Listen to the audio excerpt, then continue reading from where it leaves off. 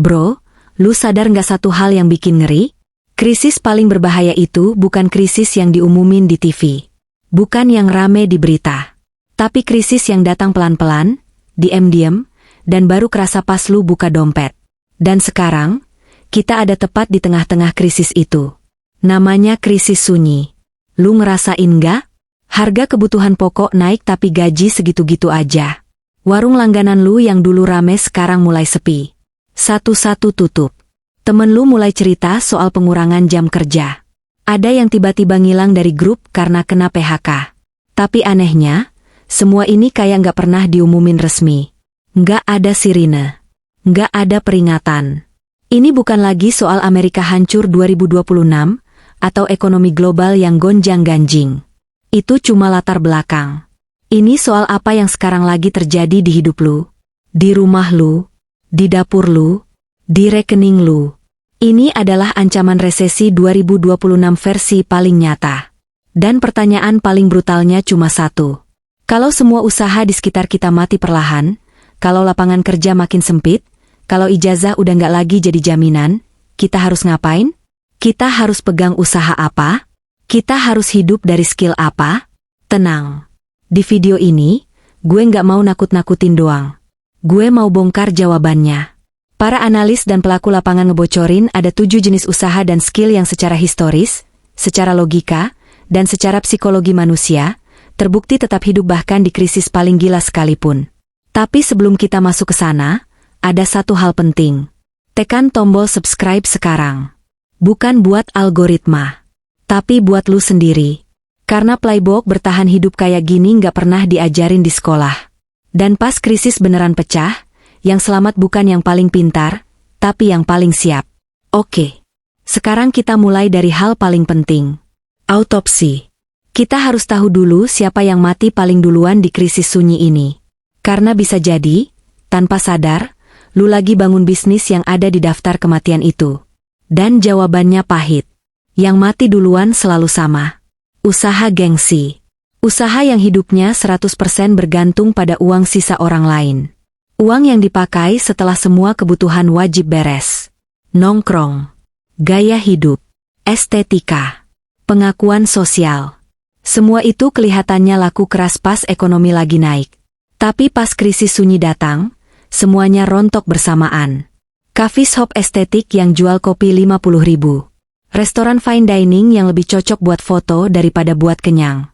Brand clothing lokal yang jual hoodie 800.000. Bisnis skincare sultan. Bisnis healing, staycation, glamping. Bukan berarti bisnis ini jelek. Di masa booming, mereka mesin uang. Tapi di masa krisis, mereka korban pertama. Begitu inflasi pangan naik. Begitu cicilan KPR meledak gara-gara bunga floating. Begitu orang mulai takut besok masih punya kerjaan atau enggak.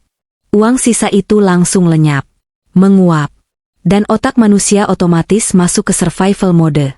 Di mode ini cuma ada satu prioritas. Bertahan hidup. Bukan gengsi. Bukan experience. Bukan konten Instagram. Tapi perut. Dan disinilah jebakan paling berbahaya generasi kita. Kita dibesarkan di era media sosial. Kita dicekoki narasi bahwa bisnis harus keren, harus estetik, harus viral. Padahal fakta paling brutal di dunia usaha adalah ini. Di era krisis, bisnis paling cuan justru yang kelihatannya paling kuno, paling sederhana, dan paling gak keren. Dan di bagian berikutnya, gue bakal bongkar kenapa secara matematis dan psikologis, usaha gengsi ini hancur tanpa ampun. Sekarang kita bedah pelan-pelan. Kenapa usaha gengsi itu rapuh banget? Jawabannya bukan karena orang jadi jahat. Tapi karena ada 3 pisau yang nusuk mereka bersamaan. Dan hampir nggak ada yang selamat. Pisau pertama, matematika brutal pemotongan budget. Coba lu bayangin diri lu sendiri. Gaji sekian juta. Dulu sebelum krisis, hidup masih aman. Cicilan jalan.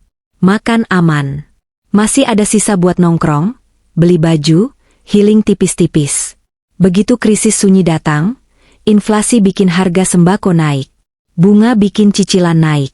Pengeluaran wajib naik 2 juta. Gaji, diam. Dari mana nutupinya? Satu-satunya pos yang bisa dipotong total adalah uang sisa. Nongkrong berhenti.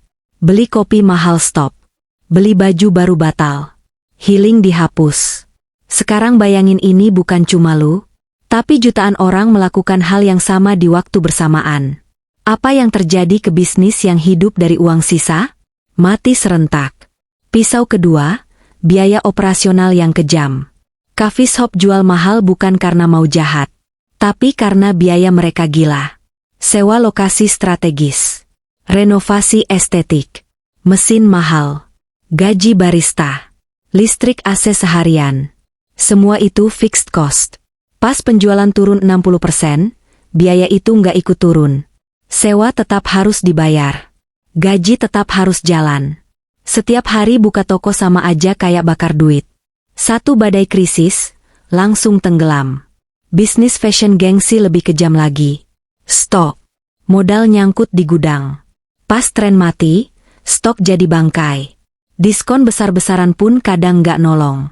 Pisau ketiga, jebakan startup bakar duit. Ini versi korporatnya. Startup bukan jual produk.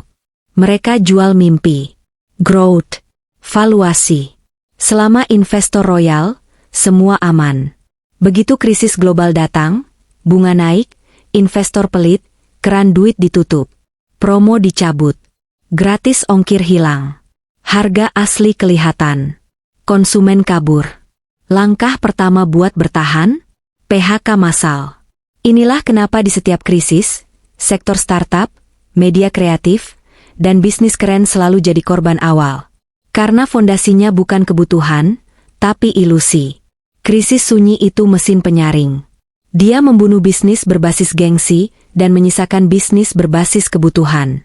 Dan sekarang kita masuk ke bagian paling penting. 7 usaha yang justru hidup di tengah badai. Kalau ada satu hal yang gak pernah bisa ditawar manusia, itu makan. Sekrisis apapun dunia, orang tetap butuh isi perut. Dan disitulah benteng pertama berdiri. Warung sembako dan toko kelontong. Warung kecil di gang lebih tahan banting daripada startup unicorn. Kenapa? Cash flow harian. Untung kecil, tapi muter tiap hari. Barang gak pernah basi. Beras, telur, minyak, mie instan. Desainnya sama dari dulu. Dan yang paling penting, kepercayaan.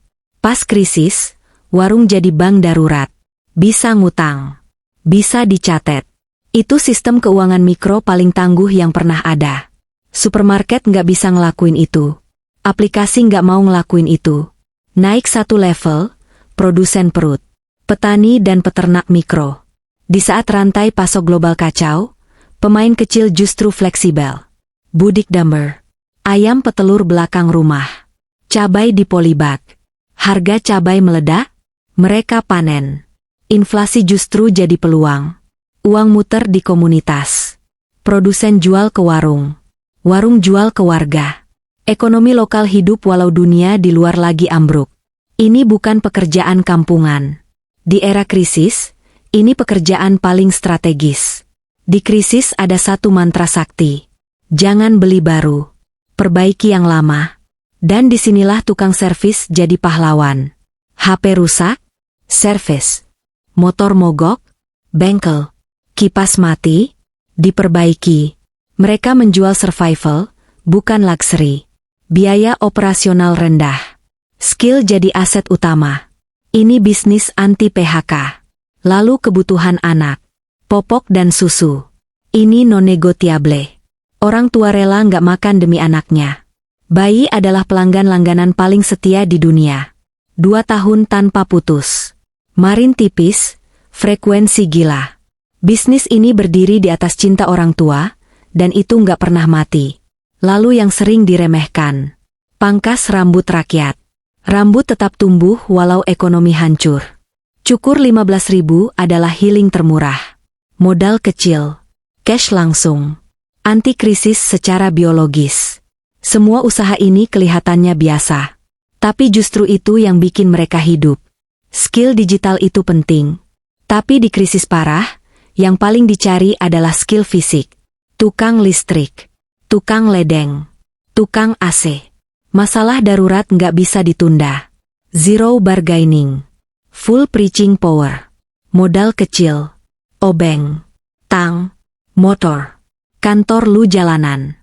Penghasilan harian. Ini mesin duit paling logis di dunia nyata. Dan benteng terakhir. Kesehatan. Orang boleh berhenti ke rumah sakit mewah, tapi nggak pernah berhenti sakit. Apotek rakyat dan toko obat jadi garda depan. Self-medication meledak. Obat generik laku keras. Kepercayaan jadi mata uang. 7 usaha ini nggak keren, nggak viral. Tapi mereka berdiri di atas kebutuhan dasar manusia. Perut, anak, ala, rambut, rumah, kesehatan. Krisis sunyi ini cuma punya satu pesan. Berhenti kejar gengsi. Mulai bangun fondasi. Dari skill. Dari yang bisa lu kerjain sekarang. Pilihan ada di tangan lu. Dari 7 ini, mana yang paling masuk akal buat lu mulai? Tulis di komentar. Tekan like kalau ini kebuka mata lu. Subscribe biar kita siap perang bareng. Karena di era kayak gini, masa depan cuma aman di tangan lu sendiri.